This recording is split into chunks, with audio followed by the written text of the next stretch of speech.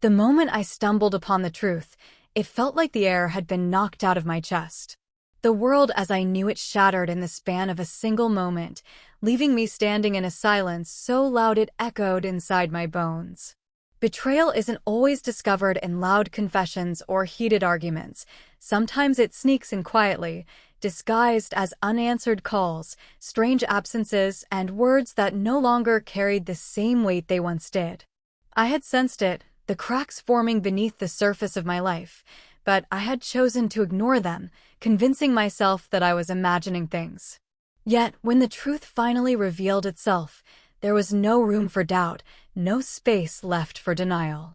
He wasn't just absent in body, he had run off, his heart claimed by another woman, and all the questions I had swallowed suddenly rose, choking me with the bitterness of realization. I remember staring at the evidence, at the small but undeniable signs that told me more than words ever could. A receipt tucked into his jacket pocket, a message left on his phone, the way his smile seemed rehearsed when he looked at me, but genuine when it was directed elsewhere. These weren't just coincidences, they were puzzle pieces falling into place, revealing a picture I had tried to keep hidden from myself. My first reaction wasn't anger, it was disbelief. I wanted to shake him, to ask why, to demand an explanation that could make sense of the storm tearing through me, but no explanation could soften the blow of what I already knew. The man I had trusted, the partner I had built a life with, had chosen to give his loyalty and affection to someone else. The pain came in waves, sharp and unrelenting. There was no preparing for how betrayal feels. It is a wound that pierces the core of who you are, leaving you questioning not just the person who hurt you, but yourself. Was I not enough? Was there something missing in me that drove him away? Or had he simply been searching for something he never deserved to have in the first place? I found myself pacing the room, clutching at anything to anchor me to the present, because everything I thought I knew had been torn from me. The walls felt too small, the silence too suffocating, and my mind replayed every moment we had shared, twisting them into something unfamiliar. As if I had been living in a story that was never mine to begin with. What made it worse was the casual cruelty of it all. He hadn't left in a storm of anger or in a blaze of honesty. He had slipped away, quietly weaving his betrayal into the fabric of our daily life, thinking I wouldn't notice. And maybe that was the cruelest part, that he underestimated me, that he believed his secret could remain hidden forever.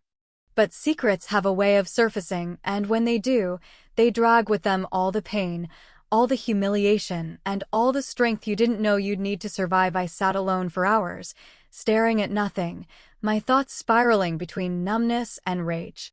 Every memory we had built together began to feel tainted. Every promise he had made sounded hollow in hindsight. The wedding vows, the whispered reassurances on hard nights, the plans for a future that now lay in ruins, all of it felt like a performance, and I was left wondering at what point the curtain had fallen and the act had ended.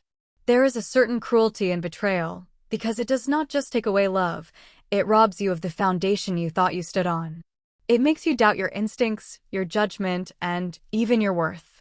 But beneath the raw ache of discovery, a small fire began to burn, quiet at first, almost invisible, but steady. I realized then that while he had chosen deception, I still had a choice. I could drown in the sorrow, let it consume me until there was nothing left of the woman I used to be, or I could rise, not because the pain was any less, but because I refused to let him decide the end of my story.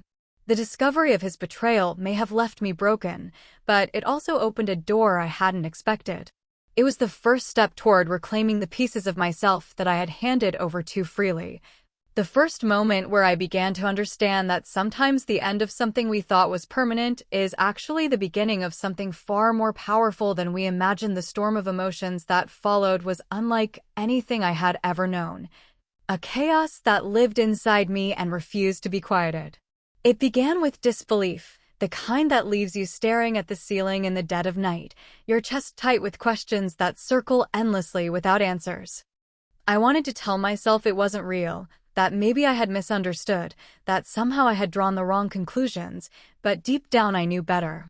The evidence wasn't vague, the signs weren't subtle. Every detail painted the truth so clearly it was impossible to deny, and yet denial was the only place I sought comfort in those first few moments. But denial is fragile, it crumbles quickly, and when it did, I was left standing in the wreckage of reality with nothing to shield me from the storm. The anger came next, wild and unrestrained. It lived in my veins, hot and consuming, pushing me to the edge of myself. I would catch my reflection in the mirror and barely recognize the woman staring back. My fists would curl at the thought of how carelessly he had played with my trust, how little regard he must have had for the love I poured into him. Anger was sharp, it cut through me, but it also made me feel alive in a way the numbness couldn't.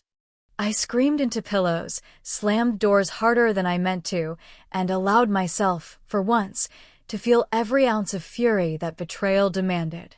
It wasn't pretty, it wasn't calm, but it was real, and, in its own way, it was necessary. And then came the sorrow, deep and heavy like a blanket I couldn't throw off.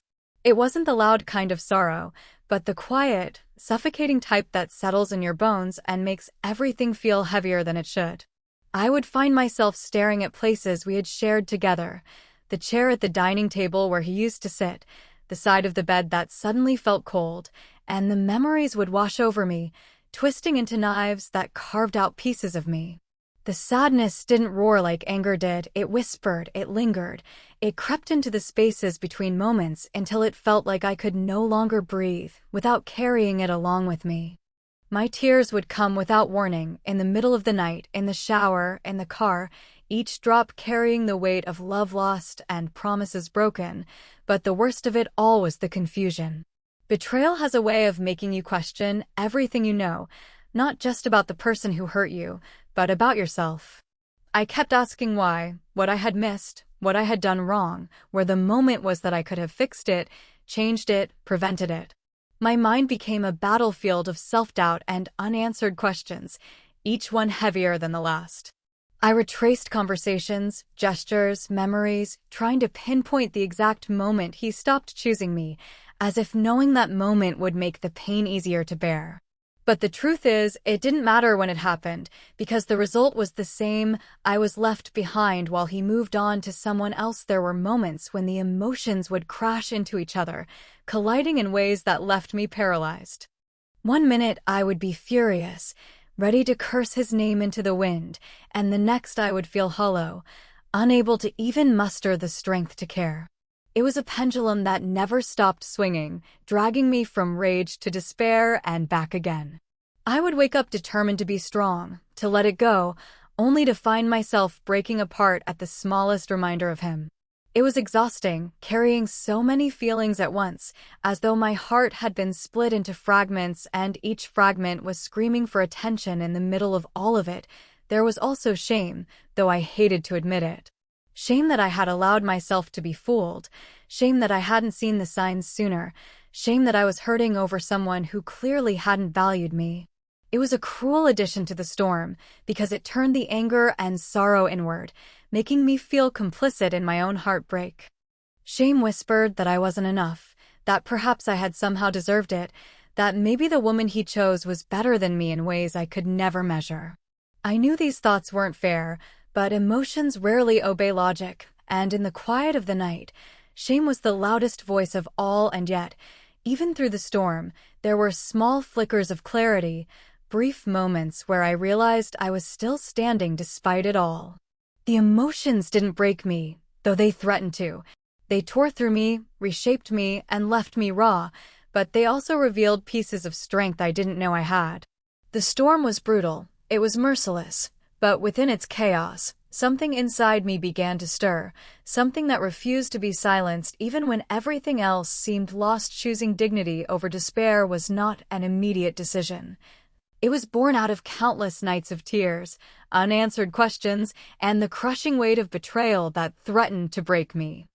At first, despair seemed like the only natural path, because when someone rips away the foundation of your trust, the ground beneath you feels unstable and unsafe. It would have been easy to let myself sink into the darkness, to let the pain swallow me whole and define every moment that followed. But deep inside, there was a voice, faint but steady, reminding me that I had a choice in how I responded to what had been done to me.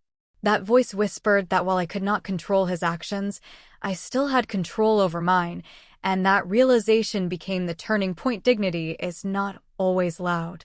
Sometimes it is in the quiet refusal to let someone else's betrayal dictate the way you see yourself.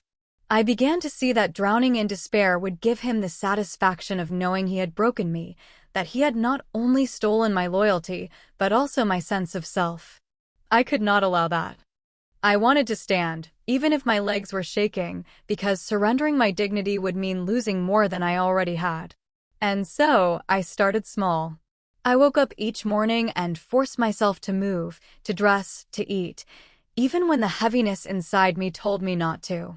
I looked at myself in the mirror, my eyes swollen from crying, and I repeated words I barely believed yet needed to hear, that I was enough, that I was not defined by his choices, and that my worth was not diminished because he had failed to see it. There were moments when despair clawed at me, tempting me to give in. It showed up in the quiet hours when I felt alone, when the memories of us together played like a cruel film I could not stop.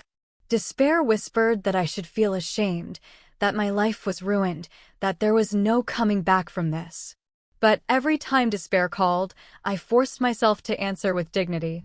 I reminded myself that pain was temporary, but the way I carried myself through it would leave a lasting mark. If I gave up, if I let my sorrow consume me, then he would have won twice, first by betraying me, and then by breaking me. I refused to hand him that power. Choosing dignity also meant choosing silence when I wanted to scream, choosing grace when bitterness tried to rise. I learned to bite back the words I wanted to throw at him, the ones that would have cut him down the way he cut me, because I realized that losing control would not serve me, it would only tie me further to his actions. Instead, I began to focus on myself, redirecting the energy I had once poured into him into rebuilding what was left of me. It wasn't about pretending I was fine, it was about holding my head high even when I wasn't, because I knew eventually my strength would grow into something real. There was power in small acts of self-preservation. I lit candles in the evening, not because he was there to share the warmth, but because I deserved that comfort.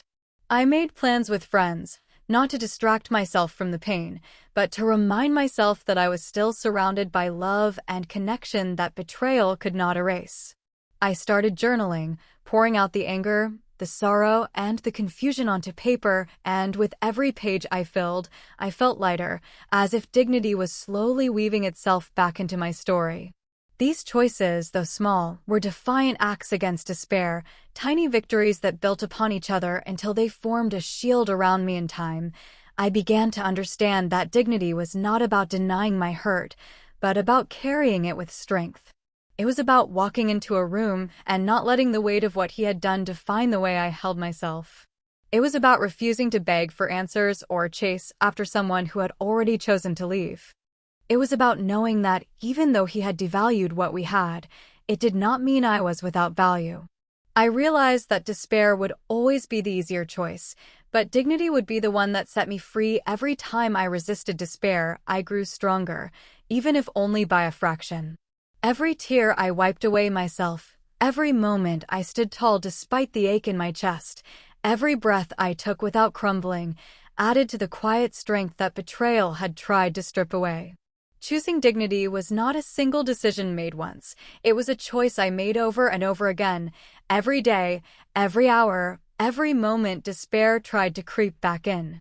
And with each choice, I reclaimed more of myself, proving that even in the face of betrayal, I could rise with my head held high. Planning a bold and unforgettable response was not something that happened instantly. It came after the waves of shock, sorrow, and anger had begun to settle into a steady rhythm. Once the initial storm of emotions stopped consuming every waking thought, a different kind of energy began to rise within me. It was no longer the helpless pain of someone abandoned, but the sharp determination of someone who refused to be humiliated quietly. He had chosen to betray me, to run off with another woman as though my love and loyalty were disposable, and he must have thought I would remain in the shadows, licking my wounds in silence. But I knew I needed to do something that would remind him that I was not a woman to be discarded without consequence, that, even in heartbreak, I could stand taller than he ever expected. The idea of a response was not about revenge for the sake of cruelty. It was about reclaiming control over my own story. Betrayal often makes you feel powerless, as though your entire life has been dictated by someone else's selfish decisions.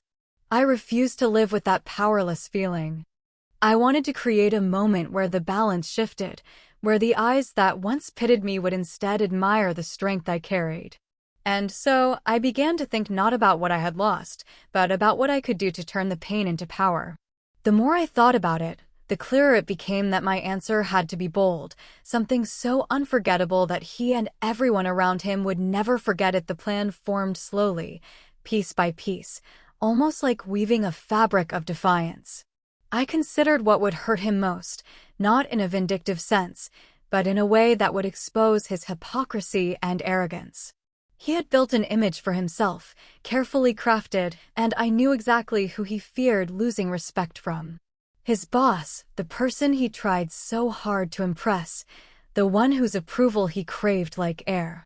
To him, that relationship was power, validation, and reputation all rolled into one. And so, the thought struck me like lightning. What if I walked into that room, not broken, not alone, but with the very man whose opinion he valued most? The symbolism of it was undeniable, and the idea lit a fire inside me. Once the seed of the plan was planted, I poured myself into perfecting every detail. If I was going to make a statement, it had to be flawless. I thought carefully about the setting, the moment, the way I would carry myself. It wasn't enough to simply appear. I needed to command the space, to walk in with such quiet confidence that every head would turn and every whisper would fall silent. I imagined the look on his face when he saw me, not as the woman he had betrayed, but as the woman who chose to rise above his betrayal with strength and poise. That image fueled me on the nights when despair tried to creep back in, because it reminded me that I still had the power to choose how this chapter of my story unfolded. Planning the response also gave me something vital: purpose. Where before my days had been filled with questions and sorrow, now they were filled with focus. I began to prepare myself not just emotionally, but physically and mentally. I worked on carrying myself with grace, on finding the right words if words were needed, on ensuring that my presence alone would be enough to make the statement. I thought about the dress I would wear, the way I would smile without trembling, the strength in my posture. Every detail mattered, not because I needed his validation, but because I wanted to demonstrate to myself that I could take the pain he caused and transform it into something empowering. I practiced my composure, replaying the scene in my mind again and again. I pictured the entrance, the gasp of surprise, the silence that would fall over the room, and the way I would hold my head high, unaffected by the chaos of emotions that might swirl around me. I knew there would be whispers, perhaps even pity from some, but I also knew the power of perception. If I carried myself as though I had already won, then in that moment, I would have. That thought alone kept me grounded, reminding me that this was not just about him. It was about me reclaiming my strength and writing the ending on my own terms. Each step of planning was like stitching together the torn edges of my heart, reinforcing the pieces that had once felt fragile. I wasn't planning to scream, to cry, or to create a scene. That would have given him more power than he deserved. Instead, I was planning to rise above, to show him and everyone else that betrayal could not destroy me. The boldness of my response wasn't in what I would say, but in the undeniable presence of who I would become in that moment. And though the plan began as a way to remind him of what he had lost, it transformed into something far more important. It became a way to remind myself of who I truly was and what I was capable of when I refused to bow to despair. Walking into the room with his boss at my side was a moment I had replayed in my mind countless times. But no amount of rehearsing could have prepared me for the electricity that pulsed through the air when it finally happened. The decision to carry out my plan had taken courage, patience, and a steady hand on my emotions, but when the day arrived, I felt a calmness I hadn't expected. My nerves were there, fluttering beneath the surface, yet they were drowned out by a stronger current, a sense of power I hadn't felt in so long. I had been the woman betrayed, the one left behind, the one whispered about in hushed tones, but now I was stepping into a role I had chosen for myself. This was no accident, no desperate act. It was deliberate, precise, and unforgettable. The moment I stepped into the venue, every detail seemed to sharpen. The clinking of glasses, the murmur of conversations, the soft lighting casting golden hues across the room, it all felt like the stage of a play, and I was about to deliver a performance no one could ignore. At my side was the man who represented everything he wanted approval from, his boss, walking with ease and unaware of the storm his very presence would cause. To the room, it was a casual entrance, but to him, it was a dagger wrapped in silk. I could almost feel the shift in the atmosphere before I even spotted him, as though the air itself anticipated the collision about to happen. When my eyes finally found him across the room, time seemed to stall. He was standing with her, the woman he had chosen over me, his posture relaxed, his smile wide, as though the world belonged to him. But the second his gaze landed on me, I saw it, the flicker of shock that shattered his composure. It was quick, but it was there, a tiny crack in the mask he wore so confidently. And then his eyes shifted, landing on the man beside me, and the crack deepened into something far more telling. It wasn't just surprise anymore, it was fear, recognition of the precarious position he had been placed in.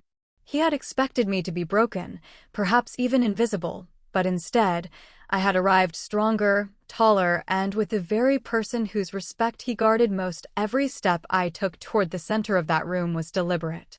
I didn't rush, I didn't falter. I walked with grace, allowing the silence to swell, allowing the stares to follow, allowing him to feel the weight of every I now watching him squirm. The whispers began, soft at first, then louder, spreading like ripples in water.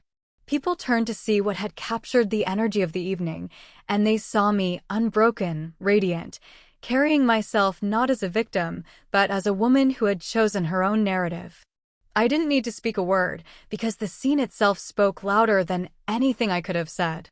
My presence alone was enough to shift the balance of power in that room. I could see her too, the woman he had left me for, standing beside him with a confused expression. At first, she tried to hold her ground, her smile faltering only slightly, but as the reality of the situation settled in, I saw the uncertainty cloud her face. She hadn't expected this either, and now she was caught in the web of tension he had spun. I didn't look at her for long, because this was not about her, it was about me reclaiming the strength he thought he had taken. Still, I couldn't help but notice the way her hand subtly slipped from his arm, as though even she understood that the story unfolding in front of her was one she couldn't control. The boss at my side, blissfully unaware of the personal drama at play, greeted people warmly, engaging in polite conversation, while I simply stood there, a quiet storm wrapped in elegance. I didn't need to draw attention to myself, the energy of the room did it for me. I smiled, calm and poised, and with every passing second, the weight of the moment pressed heavier on him. His attempts at casual composure grew weaker, his laughter forced, his movements restless.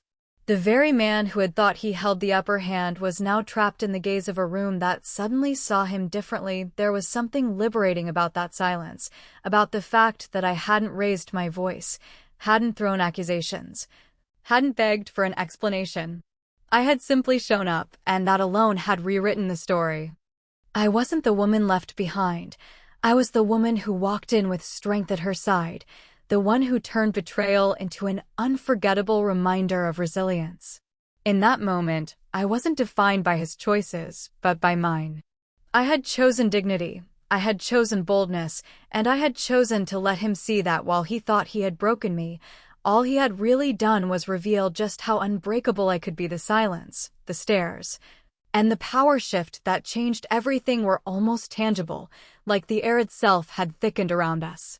It wasn't the kind of silence that comes from emptiness, but the heavy kind, filled with unspoken words, sharp realizations, and quiet judgments. The clinking of glasses seemed to stop, conversations died down mid-sentence, and for a moment the entire room felt suspended in time. Every pair of eyes seemed to follow me, every expression carrying its own interpretation of what was unfolding. Some were wide with curiosity, some narrowed with suspicion, and others softened with a kind of admiration that I hadn't expected. The silence wasn't empty, it was electric, and it belonged to me. I stood tall, my chin lifted, my body language deliberate. I wasn't just present in that room, I was commanding it, and the longer the silence stretched, the more powerful it felt.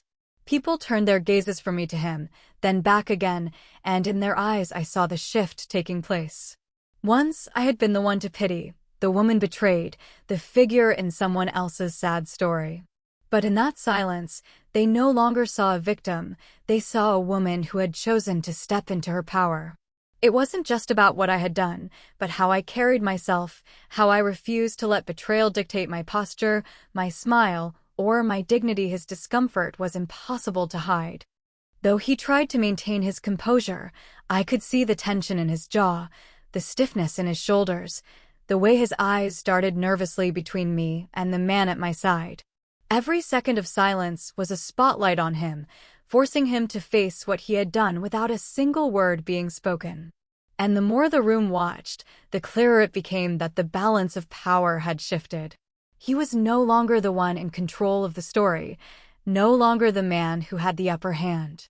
In that moment, he was the one exposed, vulnerable, and stripped of the image he had tried so hard to preserve. The stares from the crowd carried their own weight.